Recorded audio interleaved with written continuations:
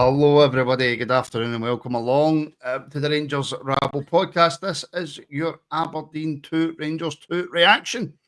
I put out a wee 5 or 6 minute immediate post-match reaction. If you enjoyed it, let me know. If you want me to keep doing them, let me know. I say that as there's about 4 games left the season or whatever it is, 5 games left of the season. But if you enjoyed it, let me know. I've got a full house today. I'm joined by Alex, Kenny and Craig.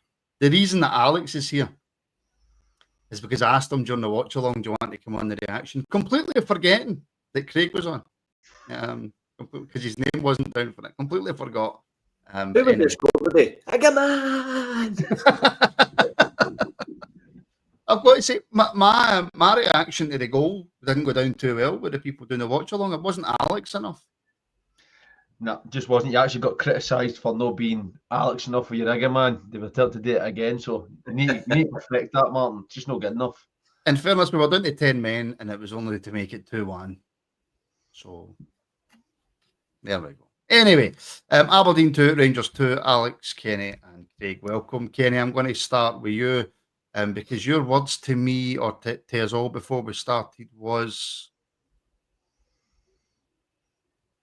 Can you not remember a conversation for 2 minutes ago, Kenny? Mate, I don't drink, and I done it last night. So, yep, you're lucky I'm on. It was Dross. It was Dross, Kenny, you said. Dross. Explain why it was Dross, Kenny. Well, we know 9 changes, right? I get it. We were expecting something a bit lacklustre, but we have a squad that should be able to beat an Aberdeen team. It doesn't matter who you put out there. And I was a wee bit disappointed in the lack of tempo, imagination, ideas. Some of them seemed as if they were wanting to hide. They didn't seem as if they wanted to be on the park after so long. It started disappointing me, mate. It was just like, come on, you play for that crest on your top, and we're starting to see. I think we've all said this on numerous pods that some of the players probably don't deserve to wear that t-shirt. Is that a fair assessment, Craig? Dross? Yeah, well, I thought that the Rangers couldn't possibly play worse in that first half than they did last week, and Rangers said, hold my beer. The only positive was that I was sat in my house watching it today, whereas last week I travelled through what seemed like the night, the day, the week to go up to Ibrox. Yeah, it was my reaction at 97 minutes was slightly less animated than at 90. Would it have been 95 minutes? But I agree with Kenny. It was absolute awful.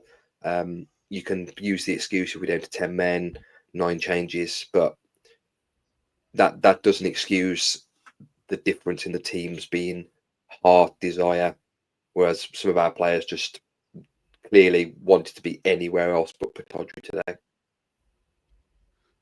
Alex, could you use they haven't played together much, he's made 9 changes, there won't be a lot of cohesion in there. Any of those kind of excuses for the first half especially? Second half, I thought we were a lot better. You could probably use it for the first half. I mean, it's a bit madness playing Finlay Curtis at left back from the first half. I mean, it showed that he was getting beat time and time again by Shane Morris. He's obviously not there, but it kind of spoils his first start in the league because, you know, he looked actually pretty lively. He was chasing balls down. He was trying to get the team forward. But the biggest excuse probably is the fact they've not played together. You know, 9 changes. We weren't expecting them to light the world on fire, but the way they started was just poor. I mean, Aberdeen came at us consistently. They obviously scored not long into the game, but they just didn't look like in that first half they even knew how to play football. Never mind be a team. Can I just say, can we go down to 10 men a lot more often? Because we actually seem to turn up when we go down to 10. As soon as we go down to 10, we remember how to play football. But there were certain players that came on that had to save it.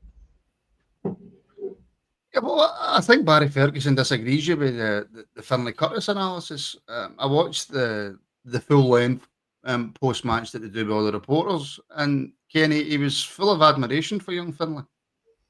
Listen, it's a tough one to fire him in like that because let's be honest with one another as well. Even though I'm saying it was Dross and whatever else, I can only comment on what I'm watching. But we also all said collectively on WhatsApps and all the rest of it that we were willing to take a hit on the Aberdeen game for Thursday. So we kind of thought something like this might happen. We really did, if we're really honest with ourselves. So we knew there was going to be mass changes. We were some of us as fans asking for it so we could protect those for the Thursday game.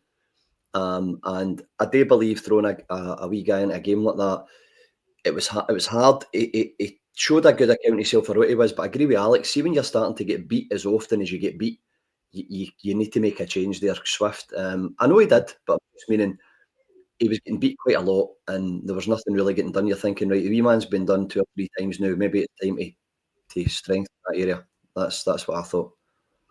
Singing about Martin's get it, Renew reaction should be the new Rabble reaction clip. Okay, look, I think it has to be said, right? I'm not celebrating a draw against Aberdeen, right? But under the circumstances, he's been down to 10 men for the 40th minute. It's looking like we're going to lose. Aberdeen get a third goal that gets chalked off, rightly in my opinion, but we will discuss it. And then Haji scores a phenomenal equalising goal. Not celebrating getting a draw at Aberdeen because, look, I'm going to be honest, and apologies to any Aberdeen fans watching. Aberdeen are mince, right? They are absolute mince. We maybe 1 or 2 decent players in that team, but it was a fully rotated squad effectively, and our full thoughts are on Thursday night. So I'm happy that we got the equaliser. Of course, I am. I don't ever want to get beat off any team, and one of those main teams being Aberdeen. So that was where they get it. Renew celebration came in. But let's hear for the manager, shall we? And then we shall carry on. And because we're doing these reactions a wee bit later, then we can maybe discuss 1 or 2 things that have been said in the news, which we might very well do. But let's hear for Barry. Barry, a 2-2 draw in the end here. What's your assessment of that one? Well, we wanted to come here and get the 3 points, but we make it hard for ourselves. Obviously, conceding a sloppy goal, getting a man sent off, getting down to 10 men. We never make it easy for ourselves, do we? Ever been honest, but had to again make changes at half time. I thought the second half for the boys to come back, because it's a difficult place to come. Pittodrie, we all know that. They showed again, I'll go back to the word character, bit of desire, fought for one another. And I thought in the end we deserved the point. But look, as a Rangers manager and Rangers players have said to them in there, it's all about winning at Rangers. Are we happy? No, we're not really, because we want to come away with the 3 points. But look, we'll take it because of obviously the circumstances that happened within the game in terms of giving away a couple of sloppy goals and obviously the sending off. Yeah, was that the most frustrating thing for you in that first half, sort of putting ourselves in that position again? Yeah, look, I spoke to Ross. He understands once you get a booking, you can't fly into tackles like that. So he'll need to learn quickly that you can't do that. Then again, I look at it at that stage when he did get booked, because he had a couple of challenges. Then he get booked, and I'm thinking I should have maybe took the responsibility and made the change. I was thinking about it. I was too late with that, so I'll take a bit of blame and responsibility on that one. In the first half, we were just, we're just a bit passive at times. But again, it's difficult when you try to shuffle the part during the game to get down to 10.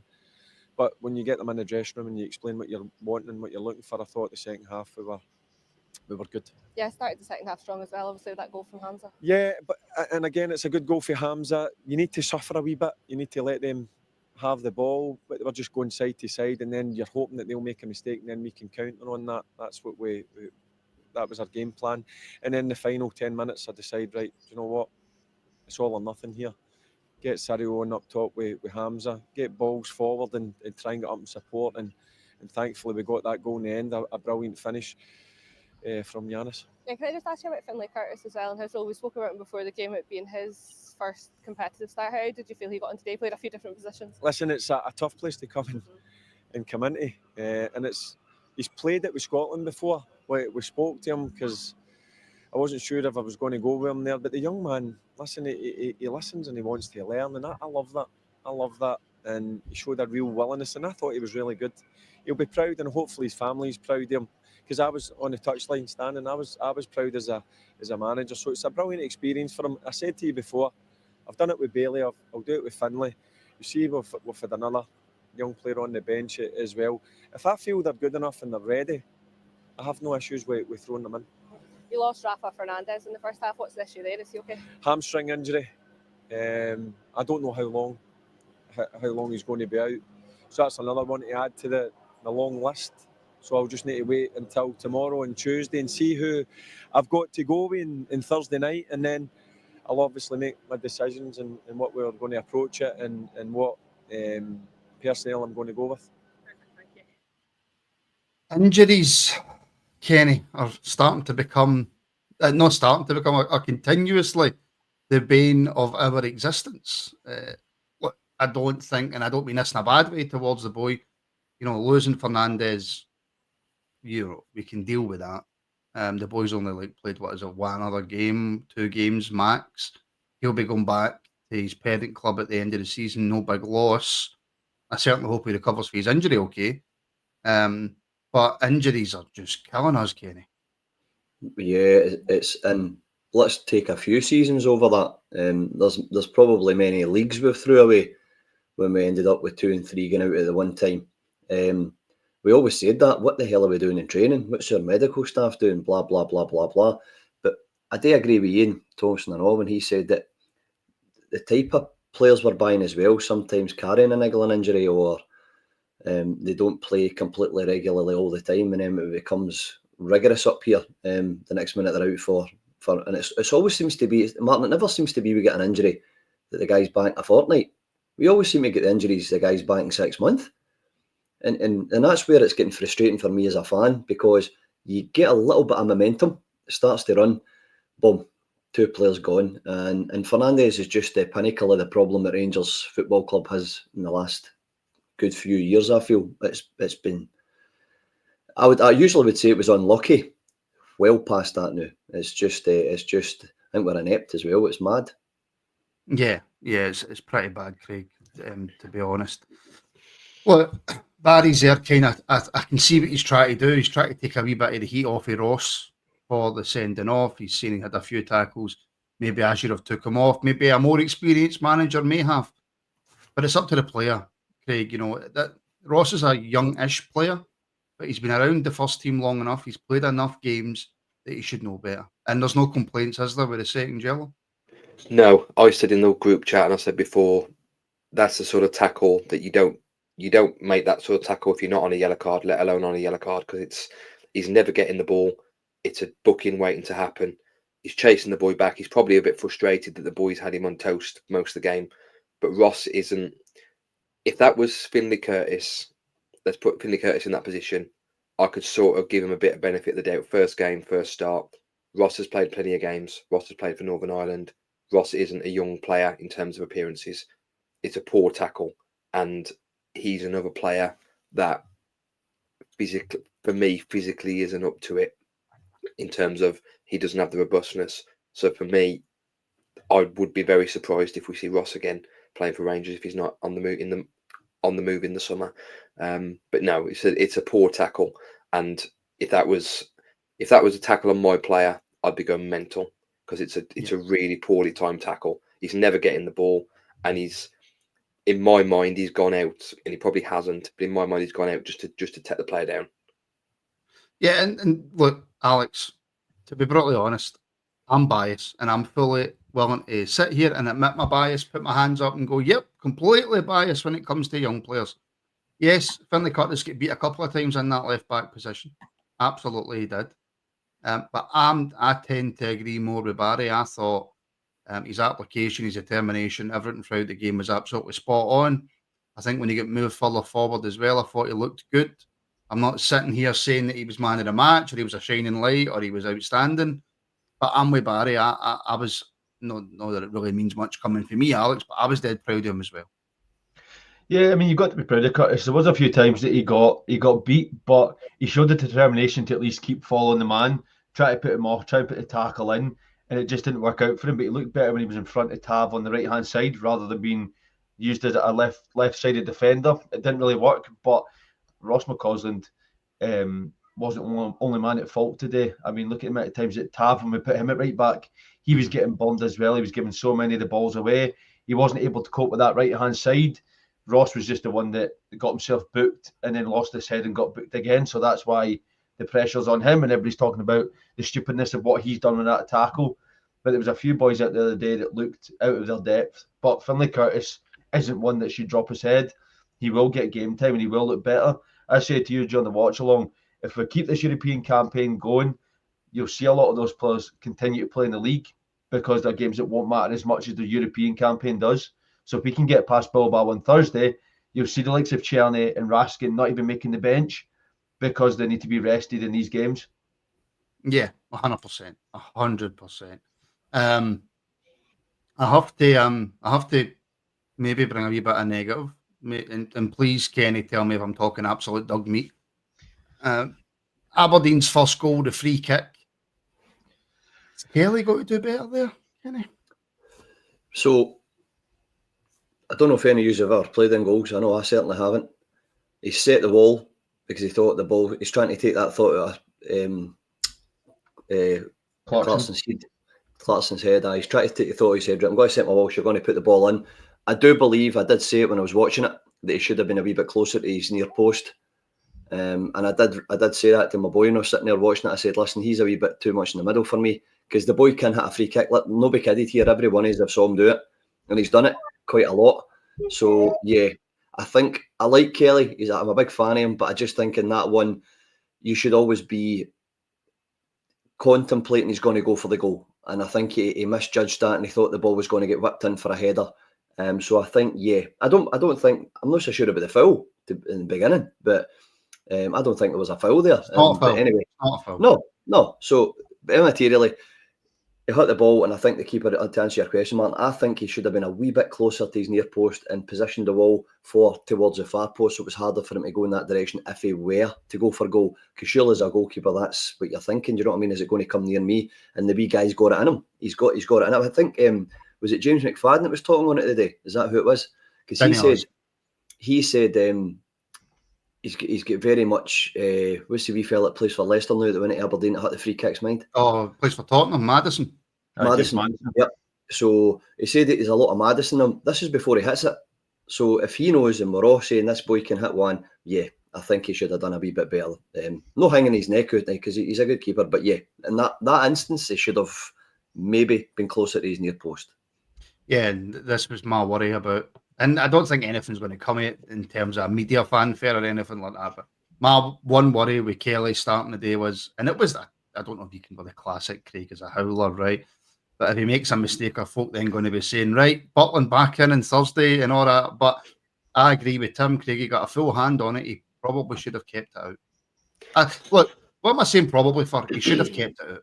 I think if and I'll be in the goalkeepers union here because I did play in goal when I was younger. If he is further across his goal and he has the shot and he doesn't keep it out, then you can put that on him and say, yeah, he should have kept it out. I think he is expecting the cross. For whatever reason, he's expecting the cross. Clarkson has done him because he's whipped it in. Where he starts from and going across, I think it would have been a wonder save to keep it out from where he starts from. Could he have done better? Yes. I'll put it down to it's a really good strike, and even if he knows where it's going, there's no guarantee he would have saved it anyway because it's such a good strike. It doesn't look as good a strike because he probably gets a hand on it. If that just goes into the corner, it's not in the corner, Craig. It's not in the corner.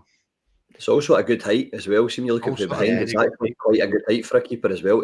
Unfortunately, I'll just die on that hill that it was a good strike. And listen, it's not a howler. It's not a howler. And if Butland had done it, then we'd probably be having the same thing here. It is giving him credit. It is a very good free kick. Maybe he should have gone with his top hand in that scenario rather than his sort of lower hand, which he obviously thinks is his stronger hand. But yeah, I'll give him a little bit of benefit of the doubt. It is a very good free kick. Do you know what? See, just for Thursday coming up, I'm going with you and I'm going with Aldo, right? I'm changing my. I'm not really right, but I'm just going to say that I'm completely changing my opinion. Give Clarkson credit. It's a wonder free kick. End of story, and we move on. So yeah, he still should have saved it. The second goal, Alex, just poor defending. I mean, it's poor defending from Robin Proper. I mean, Curtis does get beat on the outside, manages to get in, gets a ball in. But if you actually look at the position of Robin Proper, he's touched tight to Papi Gay and then moves back and gives him a bit of space. Like, why are you moving back? Stay tight to him. If he's tight to Gay there, he's not getting that shot away. And then we're at least going into at least one each. But the fact that he moves back and gives him that yard of space, he just puts it in the corner. And yes, Kelly's standing on that side, but he's expecting it to go across goal. So he's already moving, waiting for it to go across. And it's in the near post. But Proper was absolutely at fault for that goal. He was nowhere near it when he should have been keeping his position where he was. I don't know where he's thinking about going in that position, but it is a good strike from Papi Gay, but it's one that was at the expense of Rangers' blunder when it comes to the defending. I will say for anyone who takes an interest in women's football, Rangers women are 1-0 up against Celtic, which moves Rangers to top of the league on 61 points, with Glasgow City currently sitting second, with joint second with Hibs on 60 points. So Rangers women are 1-0 up at the moment. And if they win that game today, then they will be top of the league. I don't know how many games is left. Maybe somebody in the comments can let me know. All Robin Proper's fault, Kenny. Is it too easy to jump on the Robin Proper's no very good, shouldn't he be at Rangers train? But he's the one that's opening the carriage doors. It's not as if we're all jumping the train. The doors are wide open. His wee carriage, wee roaster. I've had it. He's still a Rangers player. Listen, here we go. Political. Is that where you're going? It's all right when you start ranting and going off your nut and all that, eh? That'll be right. No, listen, see, to be honest, some of the howlers he does, I mean, he's actually pointing to folk to go and mark other folk while this boy's going by him. Once he's already been tight, like Alex says, he's been tight with him, moves off him, it's pointing to somebody else, and the boy scores, and you're like, mate, get your jacket on. And honestly, I'm fed up with the blunders. So is the second goal just all down to Proper? No, because if he see, to be honest, right, the ball shouldn't be coming in anyway, right? Mm-hmm. It should be closed down. We're talking about all over the park before it even gets to him, so we know the team's bollocks, right? So we do know the day it wasn't very good, right? So in all the positions, it shouldn't have got to the winger, it shouldn't have got to the box, but it did. And when you've got the defence, you need the last line of defence to try and do you or dig you out a hole. And unfortunately, I don't know what he was doing. But he decided to do everything wrong at the one go, and he just tapped the ball in. And I'm thinking, why are you in our 18-yard box with no guy next to you? Look at the size of the guy. It's not as if you can miss him. So, yes, the Robin Proper train has well and truly took the curve and crashed down the mountain for me. So, yes, I'm not interested. Get me somebody solid in there. Yeah, well, I don't know. I just my opinion. I just think it's too easy to jump on Robin. I'm only joking. He was absolutely I knew you that wind up, man. It's just absolutely the wind up. Absolutely the wind up. Kenny, just sticking with you because I want your tactical nous knowledge coaching philosophy here to help me out. How much did Diomande change the game for Rangers today? I think do you know something? I think the opposition players knew they were in for a bit of a difference when he came on. He didn't do amazingly well, but he did definitely calm things down slightly when he came on and allowed us to get some sort of chances and kind of a wee bit more balance towards the mid to the attack. I'm very glad he's going to be back for the European game because I think he plays well in Europe when you give him a bit of time in the ball. I think he's a wee gem, by the way. I think he could potentially develop into something really nice, and I think he did change. Listen, you might think he's been poor, Jumbo, and the full squad wasn't great, but for the substitution purposes, it did elevate us slightly, and we were breaking up a little bit more. They were all poor today, but Dio did change the game slightly. He did. It looked to me anyway, Craig, and yes, everybody's probably going to point out yellow card. Martin was talking on mute. I could see Craig's face. It just seemed to, Craig, give us a little tiny bit more control in the middle of the park. Yeah, the one thing Dio does have is he can take control in the middle of the park. I thought he was okay. I mean, it wasn't amazing, but that's like being the nicest guy in prison today. He wasn't exactly high praise for him being the best player on the pitch. But yeah, he seemed to do well on the ball, which I think we tended to struggle with first half, particularly when we went down to 10 men. there was like 10, 15 minutes where we just could not get on the ball for obvious reasons. And he seemed to give us a little bit of momentum in the middle, and obviously allowed the other players around him to actually focus on what they were doing. We'll probably cover him off later, but he was a million miles better than Boarami in the middle in the first half. In fairness, that's not Barami's position. No, he did improve a little bit when he changed position in the second half. But yeah, Diomande, I agree with Kenny. I think he'll be a big asset on Thursday because he does tend to play his best football in Europe when he has a bit more time on the ball. Iggaman's favourite Rangers supporter, Alex. No, it's official. I've been told it's official. My reaction to the goal was my reaction. I stand by it. Anybody who wants to go back and watch the watch along to see my reaction to the goal, I think you'll go, actually, Martin, that was quite fair at 2-1. Great finish, Alex.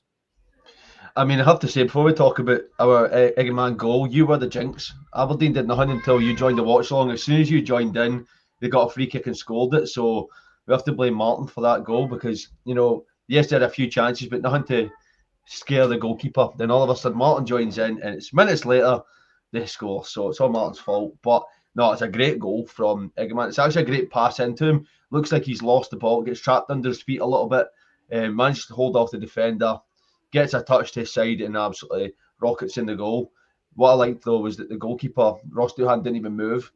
I think he expected to go wide, and he watched it go wide, and it's actually behind him in the back of the net. So it was a great goal. Hold on. Blue Nose Bob isn't even a member, so he wasn't watching the watch along, and yet he's agreeing that it's my fault. That is very, very harsh. Hamilton was unlucky as well because he should have had one first half if the ball hadn't have just slightly gone out. But that's the worst thing about that is, though, that they don't have the technology to see the lines at that close angle because they couldn't conclusively tell you if it was out or not. So the fact that they say, well, we can't conclusively tell you, so we're just going to stick with the original decision and say it's out, is a bit of a howler. Yep. But that's what they have to do, though. They can't change the decision if they can't see if they've got the decision right or wrong. They can't. Can you imagine they went, oh no, do you know what? We don't know, but we're just going to give you the goal anyway. They have to stick with the decision. It's just where Scotland is. I just say a big massive thank you to the sponsors of the show, Mortgage Haven UK, available everywhere but in Glasgow and Edinburgh. If you're looking for your first mortgage, if you're looking to remortgage, or if you're just looking for expert advice, the link's in the description. It will take you to Mortgage Haven UK's website. And if you let them know that the Rabble sent you, then you're helping to support the podcast, whilst also getting the absolute top advice in all your mortgage and credit needs. So a massive thank you to Mortgage Haven UK for helping to support the show. Kenny, what did you make of Iggaman's performance overall today? It's not his best. Don't slander him now. Don't slander him. I'm telling you. I know. Don't want you kicking off on here. No, I don't know. I think he just possibly started to. Everybody was feeding off each other. They were starting to everything. The negativity was feeding off each other. At least when you know with Iggaman, if he gets half a sniff, the thing's gone in target. So, listen, I grew up watching Alan McCoy's, for God's sake. The guy used to frustrate the life out and then score a hat trick. So I think Iggaman's that type of guy. As Ian Thompson says, he's an old-fashioned striker that we're watching in a modern-day game. So. It wasn't dazzling. It doesn't do a hell of a lot outside the box, but you would still have him in your team in case you get a sniff. So, I mean, I've got a very, very diluted opinion today of him because he wasn't really sprinting outside the box and laying folk on and all the rest of it. But what he did do, he scored a goal, and that's what his job is. Yeah, I kind of go along with that. My favourite part of the watch along the day was just everybody slagging Alex's height. It was tremendous. I got bullied for about 40 minutes. Didn't even watch the football. Turning his head and watched the last 15 minutes of this game. Just talking about how I'm a giant for all this time. Martin, the funniest thing was Alex on the subway last week. Well, could you not fit in, Alex? I had to crouch down, almost hit my head trying to get in the door. No, what happened was after Iggaman scored, right, for about 20 minutes, nothing happened. So I don't even think me and Alex watched any of the game, to be fair. No. And it was just a case of everybody absolutely slagging Alex's height. What was some of the best ones, Alex? Yeah, we're just going to move on, mate. We'll move on to When Alex goes for a slam dunk in basketball, he has to duck or something like that, wasn't it? I have to kneel down. I have to. I'm the one that can change the camera on the space station. Aye, without having to go on a rocket. Brilliant, absolutely brilliant. Yeah, I mean, look, Craig, Danilo got his chance today. Worrying. Yeah, I don't know what the noises were, to be fair, but worrying. I think it's worrying when you play him as a number 9. I don't think he's got the mobility to play now with his injuries to play as a number 9. I think he tends to do a lot better when he's the number 10 and sort of linking up play. I think today, if you'd had maybe Danilo and Igaman swapped and had Igaman through the middle, I think he probably would have got a lot better performance. I'm just jumping off the show now. These comments are at it again, by the way. Honestly, I'm sorry. Alex, I'm going to change his name to Cliff because the seagulls keep landing on his bed. Apologies, Craig was making a pure profound point about Danilo, and all I could think of it was Paul's comment. I'm so sorry. I was half gone. It's not that Rangers on tours laughing because Chris is about 6'8" at all. But yeah, sorry, Craig. Sorry, Craig. No, but yeah, I was just basically saying that I think if you'd have swapped Igaman and Danilo around today, you'd have probably got a better performance from the two of them. I just don't think Danilo's got the mobility or the physical stature now to play as a number 9 through the middle. I think if you are going to keep him, he needs to play off the main striker. Yeah, I mean, but he was very poor today. First half, very poor. Yeah, Alex, I have to agree. You know, we seen the pictures a few weeks ago. Danilo raging he didn't go on the park, and we all loved it. But like that, right? He wants to get on. He wants to play. And look, lack of match sharpness, you can absolutely say that. Not a lot of time on the park. It's already a rotated team, so it's not as if he's playing with who you could class as the better players on the team, right? But I mean, go on and read it out. Come on, read it out. On you go. You can't contain yourself. On you go. Alex, rise above it. I mean, I know I'm such a child, man. I'm such an absolute child. But yeah, Danilo just too quiet today, Alex. I mean, see, when you look at the first half chance he had, yes, Cortez was offside when the ball's played to him, but he just knocked it in front of himself that much. He gave it back to the goalie. Now, that could be down to the lack of game time, the lack of sharpness, but he just showed nothing in this game today that showed any desire. Talked about it during the watch long. He didn't do anything to like close players down. Spent a lot of time just jogging about. He wasn't getting involved in tackles. Didn't really have any shots to think about. So you think he had all this time in the ball, but never really did anything with it. And that's not really what you want from your forward. You want him to be in and about the game, try to create opportunities. And I think Danilo isn't our striker, but he's not got an opportunity to find a position. Do you know that? Because he's never fit enough to say, right, where can we play you? He comes in. I'd be surprised if we don't hear from Barry in the next couple of days saying he's injured again because he's played 60 minutes of football. He's becoming a bit of a worry at the fact that he can't play a full game. I'm just ignoring that, by the way.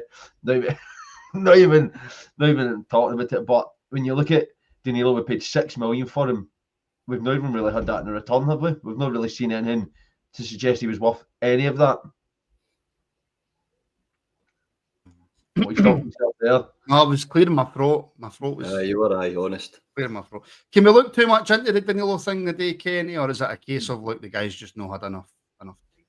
The same amount of money we've spent on a fee for him, we've spent on surgeons, I think, and that's probably where we're at. And it's heavy frustrating for us because you've got a Cortez and all we've hardly seen, and he's going to be touching 5 million, 4 odd million. So it's becoming the the Rangers' norm. I'm absolutely delighted we have potentially, hopefully, and it's going through takeover, so we can actually hopefully start getting some warhorse players in. That you said hopefully too many times there, Kenny. I know, but I tried.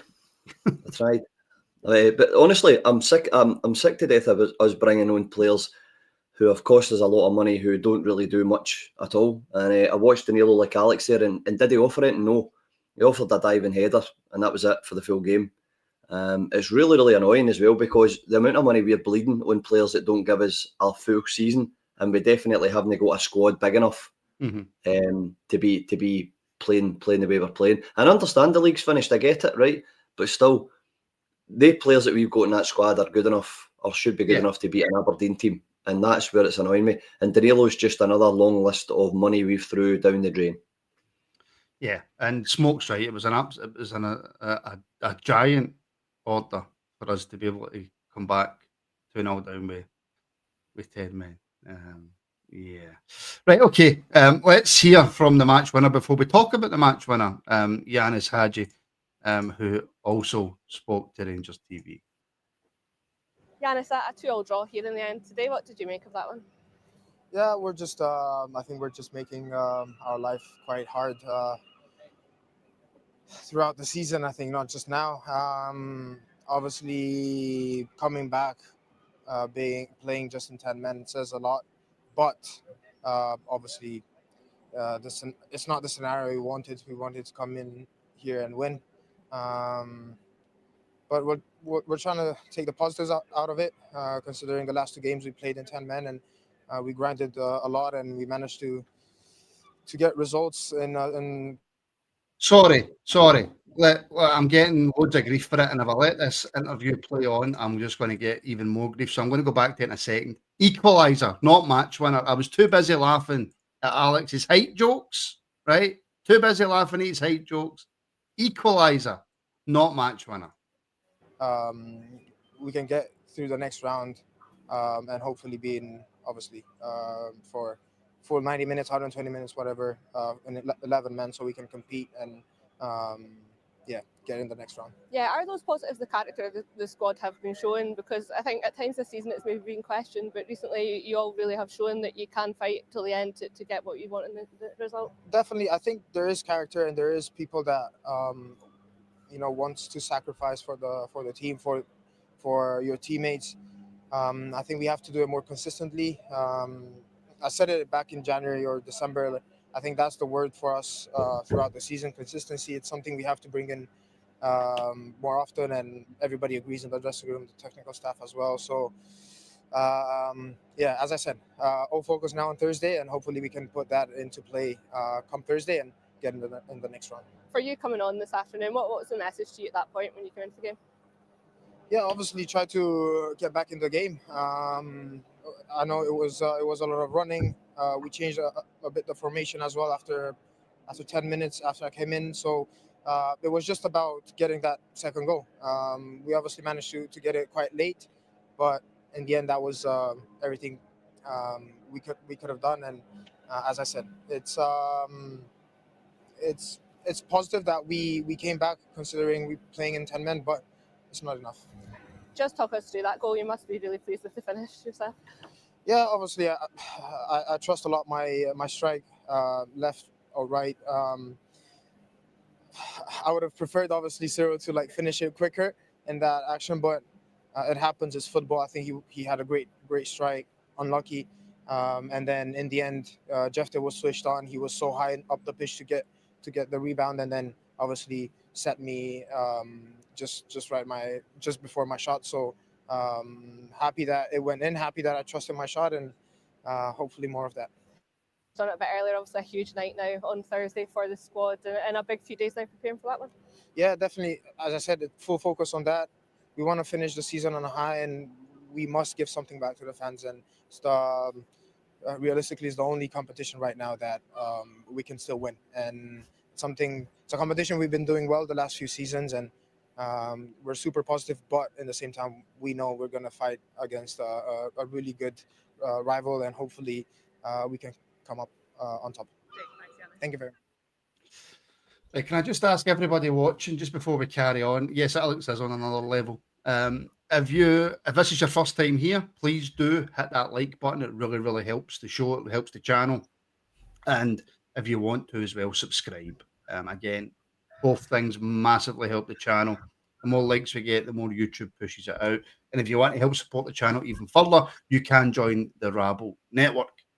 Links are in the description for either YouTube or Patreon. And again, it really helps us out, and you get loads of extra content as well. Craig, the Haji goal. Look, I'm screaming at Cyril Dessers because I'm thinking, he's done it again. He's through on goal. He's hit the post. That's it. Game over. Absolutely raging. Ready to come on and absolutely tear Cyril a new arsehole. And Haji pops up with that. Yeah, it's quite lucky because I was about 10 seconds away from just switching it off because I was waiting for the final whistle and waiting for it to all be done and come on here in a mood. Yeah, Dessers goes through and just levers it, smashes the post, and you're thinking, oh, for God, that's the one chance we wanted. Comes back to Yefty, and there's one player in the squad that could have probably put that finish away, and that's probably Yanis Haji. Wonderful finish, and you go back to what you said earlier, match winner. It's a goal that would win any match, but it's even better when it gets a point in the last minute, and gets it right up that lot. Yeah, that's why I'm not going to lie, Alex. That's why I done my wee 2-minute monologue after it. It was the fact that they were already celebrating beating us. They were already celebrating their pals in the East End of Glasgow winning the league. That's why I had my wee moment of get it Rooney's. I mean, it's shades of Dortmund. The exact same goal that John Lundstrom scored. He screamed for the ball from Ryan Kent, and Lundstrom put it in the corner. It was the exact same. Jeff Day had the ball, and Haji was screaming for it. He didn't even take a touch. He just got it straight in the corner. It's a great goal, but too many times we've had to be bailed out with last-minute strikes and last-minute goals this season. Why are we not getting to that level for 90 minutes and keeping it all games? You know what I mean? If we're getting that consistently, we don't throw away this league. But as you say, Aberdeen were celebrating, had the scarves going and everything, that they'd won this game and they'd handed the title over to their wee pals, but it just didn't work. I was trying to hold it together. And Mal's the only man that can as well. Right, no, last one, and then I promise, because we're going to touch on something really quickly and then let everybody get on with the rest of their Sunday. The only thing is, though, right? Do you know the thing with that goal? You'll hear it, it'll be all over, like sports scene, it'll be all over everything. The fact that there was another ball in play and the referee didn't stop to get the ball off the pitch because it was still in play. So that's because you can see things better than me. I know, mate. See that height I've got? I can just see it in the ball. It's sitting there.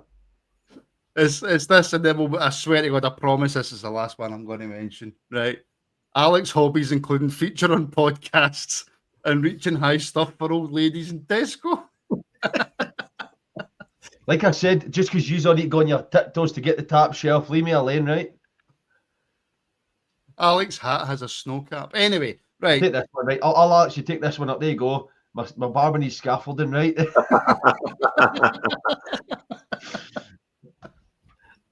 Oh, Alex doesn't need to be in a plane to join the Mile High Club, does he? Anyway, right. Alex, I want to come back on the show. I'm done. I'm not coming back on, right? I want to come back to you on this, Alex, right? Because I know that you're a fan of European football. Look, German media saying that Rangers are talking to Dortmund for Reina, the obviously son of Claudio, who obviously played for us. That's not something I can really see happening. And do you think right now, Alex, that before this takeover's even happened, that we are seriously looking at players? No, I don't think we're looking at players, and I don't think we'd even be looking at somebody like Giovanni Reina either. The amount he would probably cost in wages alone, never mind a fee. I know Dortmund have said that he can go because he's only got a year left in his deal, but I've seen a lot. Like I do watch some Bundesliga football, and he's quite a huffy player. To be fair, he likes to take the huff when he doesn't go his way, and it's not a player we need at Rangers, and he's quite injury prone as well. So we just be adding along with the players. You know what I mean? So we probably will. I don't think it's somebody we will look at, though. I think we need to be looking at the likes of trying to get Czerny before we're even looking at trying to sign other players in. We know that Czerny works in our league. He's obviously done very, very well in this Rangers team. He's done well in Europe as well. So he's a player I'd want to get in before we even look at somebody like Giovanni Reina. If he's injury prone, Kenny, he's perfect for us. I will sign him, and everybody like him. Hopefully we don't in a wee while. Listen, Nah, no for me. I wouldn't think, as you say, I don't think we're looking at players and all that now, because obviously the dust hasn't even settled on the takeover and what the budget is, and is Barry the manager, and where's the sporting director, and all these type of scenarios that we have no idea about. There's no way you're sitting there talking to players. I can guarantee that. I think it's just clickbait nonsense. And if you've got to remember, when you get a new manager, or you're going to allow this manager, he's going to have his own philosophy and how he plays and what he plays and where he plays and what players he wants. And so they can't just pick this thing out of thin air and say, oh, look, because he's connected to Rangers for his dad. I think it's nonsense. Yeah, I would have to 100% agree. Just very quickly then, before we finish up, before we go, Craig, looking ahead to Thursday, which we'll do a lot more on the channel, obviously next week. Injuries a bit of a worry for next Thursday, Craig? Yeah, I'm struggling to remember who we've actually got in the team and who can actually play. Obviously, the good thing is obviously Suter and Diamandi will be back. Suter didn't play a minute today, which is great. He almost had a big spark up with Shinnie at the end, but that was the most action he got today. But no, I'm quite happy that he didn't play, because I think he will be. It's the sort of game that he will probably excel in, the sort of siege defending game Thursday night. Diamandi being back could be big. Obviously, Des has had a good little cameo today, so I think he'll be involved. But I'd probably imagine that the team will look more like what we played last Thursday in the first leg. Has Iggerman Alex done enough today to play himself into the team on Thursday? I don't think he gets a start, in all honesty. I think he's probably going to end up back on the bench. I think that's why Des has only got a couple of minutes at the end, just to keep that match sharpness going. I think Haji will probably play where we've seen Iggerman, and we'll probably have Diamandi back in there as well. So it's probably going to be a bit hard to see where Iggerman goes. Cherny will be on the right, Haji. So I think we don't see Iggerman starting. The issue is that he probably wants to start. My biggest issue is going to be the defence. Obviously, we've got a few players out injured. So who's going to come in? Obviously, Stelling's now out. Balogun obviously didn't feature today. Is he fit enough to play? Robin Propper's obviously suspended. So we've got a few issues to worry about. We might actually go away to Bilbao. I think our That's defence no is real probably loss, though, more Alex. common. That's no real loss. Proper being suspended. Well, no, it's probably actually a bonus. In all honesty, Proper being suspended, then we don't have to worry about him being selected. But we'll just need to wait and see. But I think, listening to the way Barry spoke, I think we'll be confident with the team he's going to take over. But he just needs to wait and assess who's going to be fit and who's not. It's obviously a shame that Bailey Rice got injured and he won't play. But there's going to be a few boys that come in there. I'd be wondering if Connor Barron even gets a start. He was quite poor today. And I wonder if he's actually going to get in or not. Well, Kenny, Gaz, channel member, super chat as well. Thank you, Gaz. Can't wait till Thursday. Come on, the Rangers.